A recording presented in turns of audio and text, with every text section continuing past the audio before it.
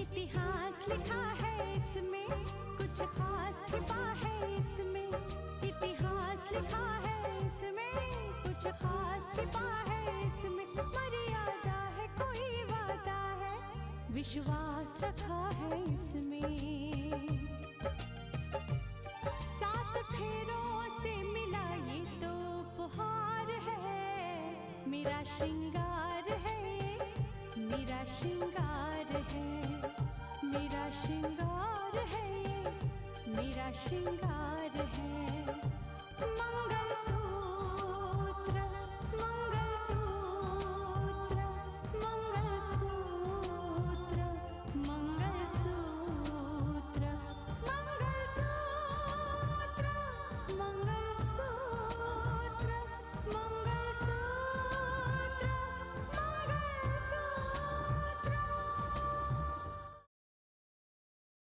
जो इंसान खुद अपने स्वाभिमान की रक्षा नहीं करता ना,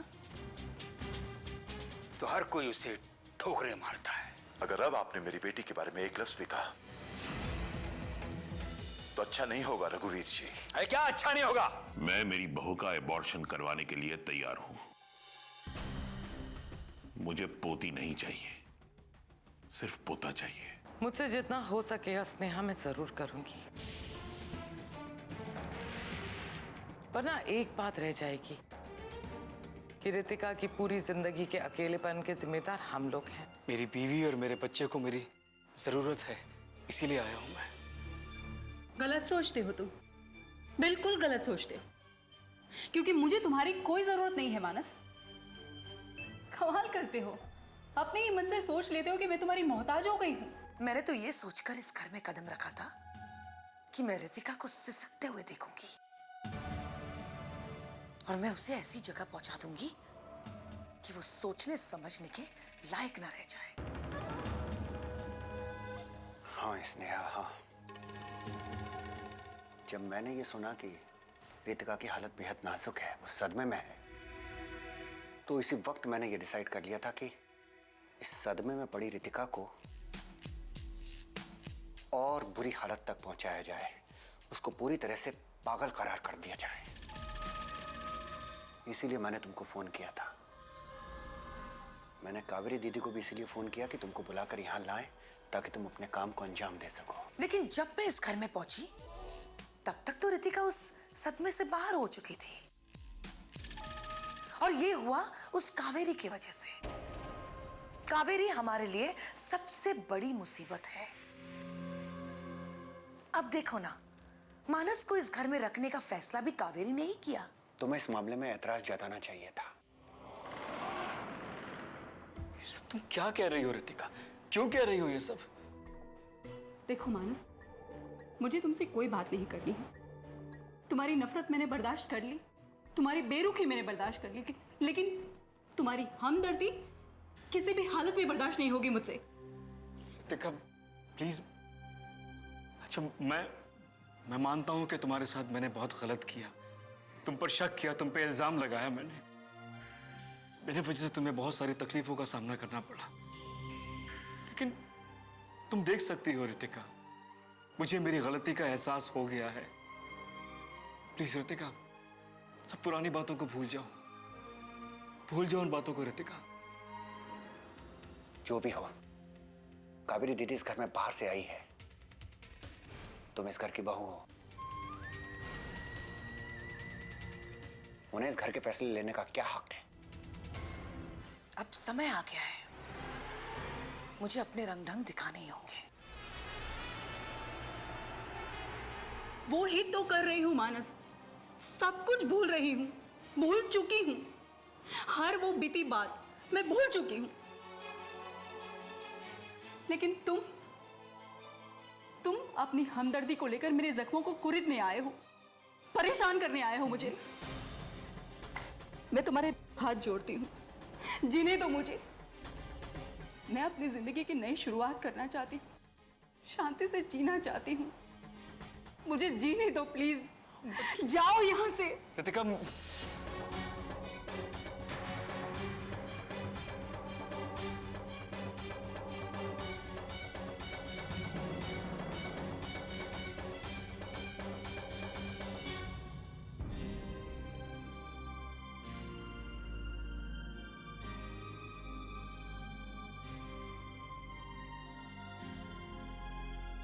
बेटा, बेटा जो तुम कर रही हो वो ठीक नहीं है।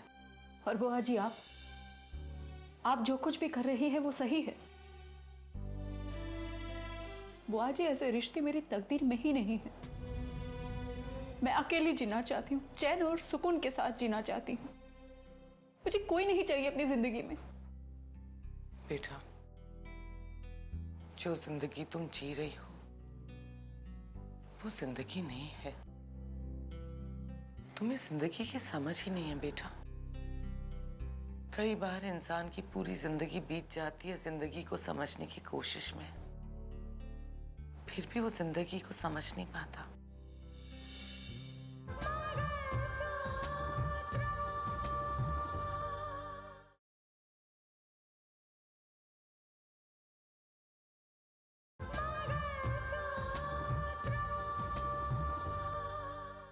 फिर भी वो जिंदगी को समझ नहीं पाता। बेटा, जो जिंदगी तुम जीना चाहती हो वो जिंदगी नहीं है। हर इंसान को अपनी जिंदगी में एक हमसफर चाहिए। मैं जानती हूँ बेटा, तुम्हारा दिल टूटा है, दर्द हुआ है तुम्हें, जो गुस्सा और नफरत बनकर सामने आया है। लेकिन बेटा, मैंने हमेशा देखा है कि गुस्सा और नफरत इंसान की जिंदगी में आग ही लगाता है। बेटा, नफरत और गुस्से से कभी किसी की जिंदगी आबाद नहीं हुई है। बुआ जी मुझे कुछ भी नहीं सुनना है, कुछ भी नहीं। मैं बस आपको इतना कहना चाहती हूँ कि इस रिश्ते को बचाने की कोशिश भी बेईमानी है। मत कीजिए कोशिश। तुम ये क्यों नहीं सोचती बेटा कि मानस को अपनी गलती का एहसास है। अब और कौन सी परीक्षा लेना चाहती हो उससे? बुआ जी मुझे जिंदगी के बारे में ज्यादा तजुर्बा नहीं है, लेकिन एक बात आपसे जरूर कहूंगी कि मानस को यहां रख के आपने अच्छा नहीं किया।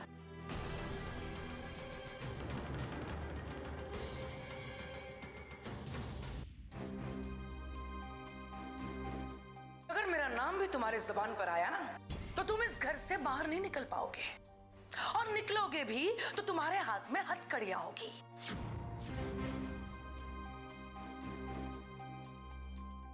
अच्छा भैया, उस रात को आपके हाथ में खून लगा था, वो खून आखिर आया कहां से था?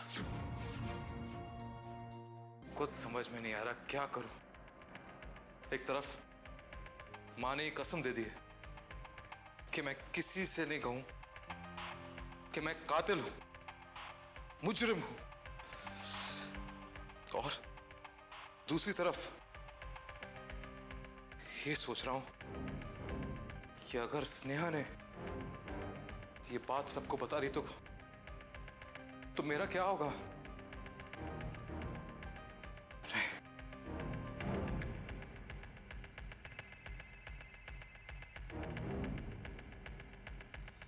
हेलो, मैं स्नेहा बोल रही हूं।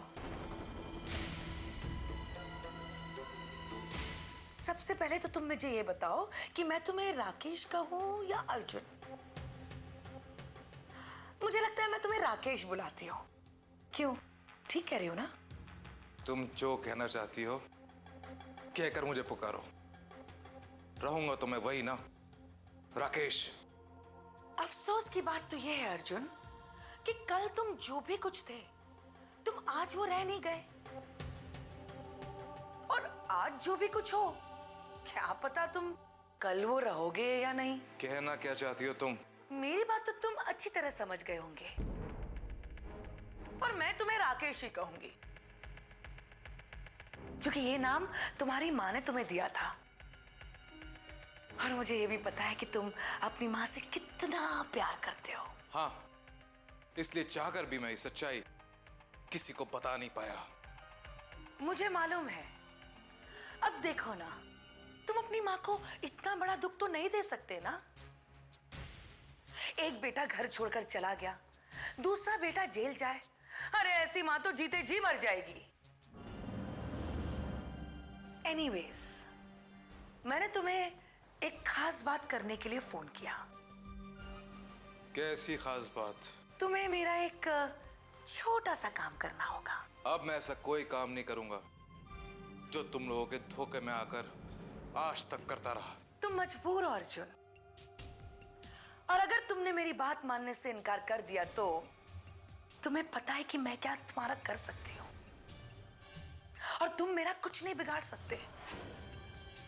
कम से कम कानूनी तौर पर तो मैं गिरफ्तार नहीं हो सकती, लेकिन तुम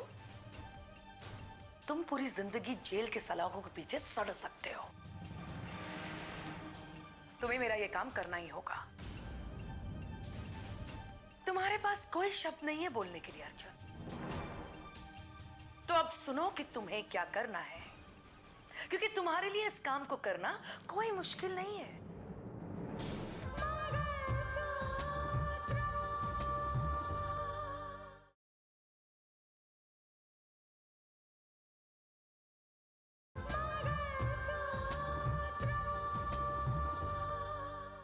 क्योंकि तुम्हारे लिए इस काम को करना कोई मुश्किल नहीं है।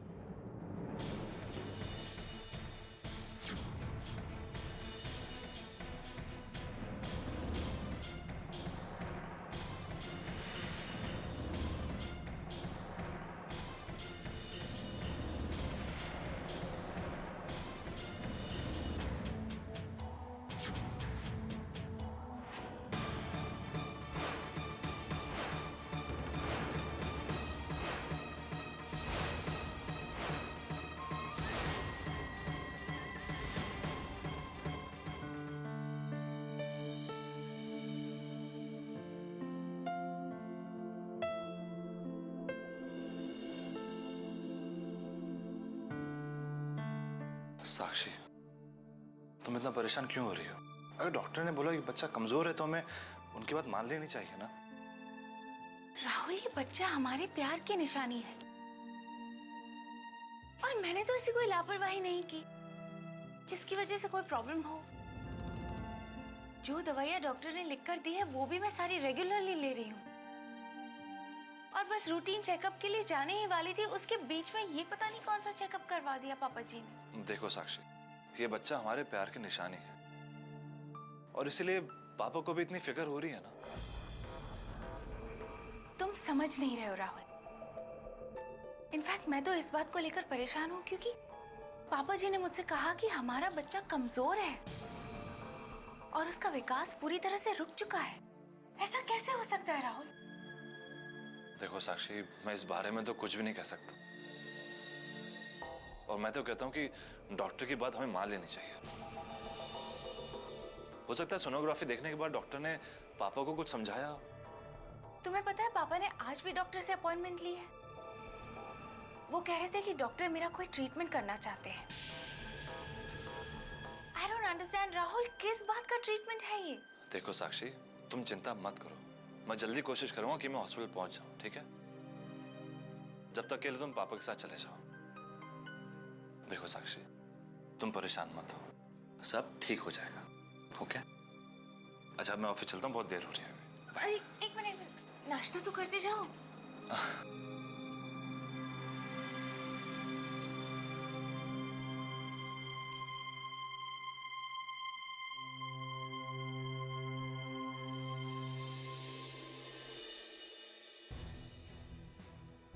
कितनी खतरनाक औरत है ये स्नेहा, कितनी खतरनाक है। अब ये मुझे ब्लैकमेल करके मुझसे काम करवाना चाहती है, लेकिन मैं ब्लैकमेल नहीं होऊंगा। मैं फिर से जुर्म के दलदल में कदम नहीं रख सकता। लेकिन अगर मैंने उसका काम करने से इनकार कर दिया तो वो सचमुच मेरे हाथों में हथकड़ियां लगवा देगी। क्या करूं मैं, कुछ समझ में नहीं आ रहा।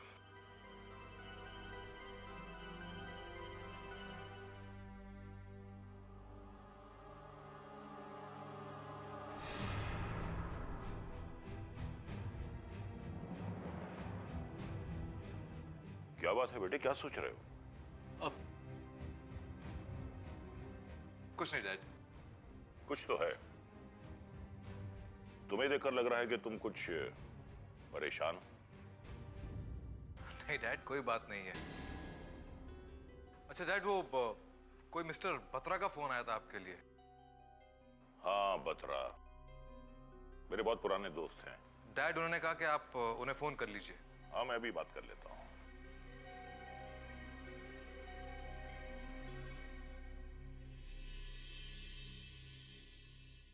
हेलो। नमस्कार एसडीएम साहब, कैसे हैं? मैं तो बिल्कुल अच्छा हूं। ये बताइए कि आपका क्लिनिक कैसा चल रहा है? अरे अच्छी चल रही है, आपका आशीर्वाद जो है। एसडीएम साहब, यहाँ एक थानेदार आए हैं जो कल यहाँ तशरीफ लेकर आए थे। मैंने उन्हें बता दिया है कि एसडीएम साहब हमारे बड़े खास हैं, तो हो सके तो आप उनसे बात कर लीजिएगा कि वो हमें हमारी क्लिनिक चलाने दे। आप बिल्कुल फिक्र मत कीजिए, मैं उनसे बात कर लूंगा। जी। हमारे होते हुए आप पर कोई आपत्ति नहीं आएगी, ये हमारा वादा है। आप जैसे लोगों की दोस्ती की वजह से ही तो सब कुछ अच्छा चल रहा है। बहुत बहुत धन्यवाद एसडीएम साहब, बहुत बहुत धन्यवाद। देखिए, आप मुझे शर्मिंदा कर रहे हैं। ओके।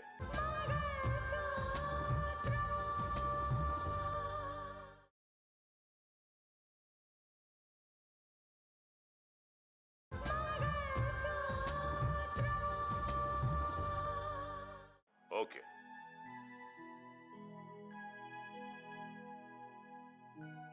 क्या बात है डैड? कुछ नहीं बेटे, कुछ पुराने रिश्ते होते हैं और उन रिश्तों को तो निभाना ही पड़ता है। अच्छा बेटे, मैं चलता हूं, मेरे दफ्तर का वक्त हो रहा है। बाय बेटा। Bye dad.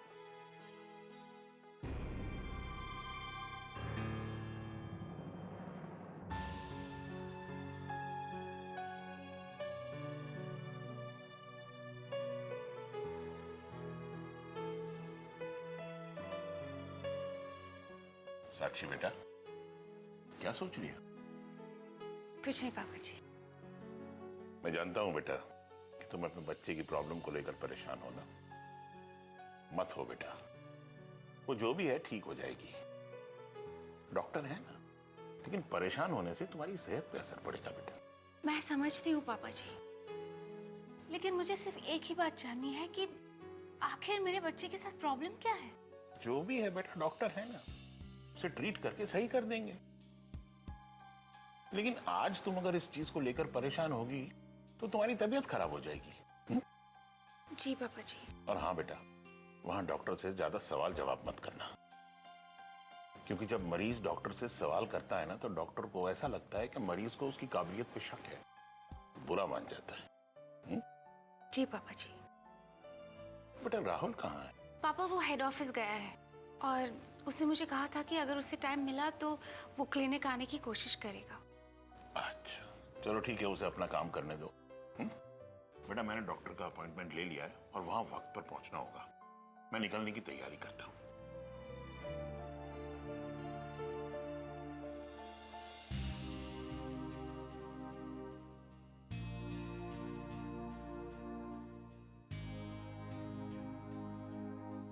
ये क्या बकवास कर रहे हैं आप? मैंने इस नंबर से आपको फोन नहीं किया। अरे नहीं, मेरा डायमंड बिजनेस से कोई लेना देना नहीं है। आप जो भी दावा करें, मैंने इस नंबर से आपको फोन नहीं किया। और प्लीज आप भी मुझे इस नंबर पे फोन कभी नहीं करना। अरे दामाद जी, आइए आइए। आपके आने से तो घर की रौनक थोड़ी और बढ़ गई है। अच्छा हुआ मुझे आप यहीं मिल गई। मैं कल से सोच रहा था कि आपसे बात की जाए। मुझसे? आपको मुझसे बात करनी है? देखिए, मुझसे बहुत बड़ी भूल हो गई है। रितिका पर शक किया मैंने, उसके चरित्र पर उंगली उठाई मैंने, लेकिन मेरे जहन में गलतफहमी आपने पैदा की। स्नेहा जी, आपने मुझे फोन किया और यह कहा कि रितिका रोज राकेश से मिलने जाया करती है।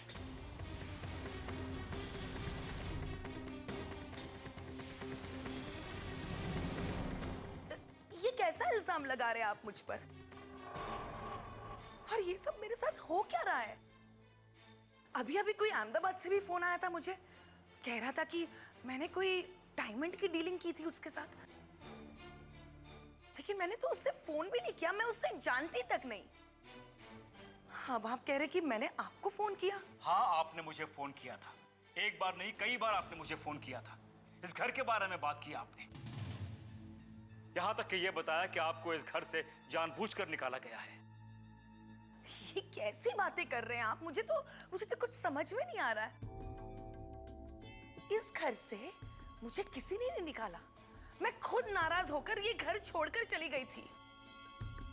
लेकिन देखिए ना, जब मुझे मेरी गलती का एहसास हुआ तो मैं वापस आ गई। ये सब आप क्या कह रही हैं स्नेहा जी? मुझे अच्छी तरह याद है आपने मुझे फोन किया था और यह कहा था कि रितिका रोज शाम 6 बजे राकेश से मिलने जाती है।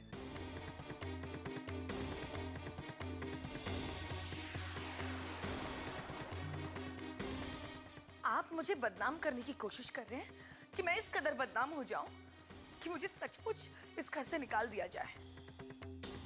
और अगर आपको मुझ पर यकीन नहीं है तो चलिए, अभी चलिए मंदिर चलकर मैं कसम खाने के लिए तैयार हूं कि मैंने आपको फोन नहीं किया। लेकिन ये कैसे मुमकिन है? मुझे जिस नंबर से फोन आया करता था वो नंबर आपका है। आखिर ये सब क्या हो रहा है? मुझे तो कुछ समझ में नहीं आ रहा। अभी आपके सामने वो भी यही कह रहा था ना कि मैंने उससे इसी नंबर से फोन किया था, जबकि मैं उस आदमी को जानती भी नहीं। दामाद जी क्या ऐसा हो सकता है कि कोई और मेरे नंबर से फोन कर रहा हो? हाँ, हो तो सकता है। ऐसे कुछ केसेस सामने आए हैं। हे भगवान, इसका मतलब तो ये है कि कोई मेरा नंबर बुरी तरह इस्तेमाल कर रहा है। हाँ, मुझे तो लगता है कि इसके पीछे बहुत बड़ी साजिश है।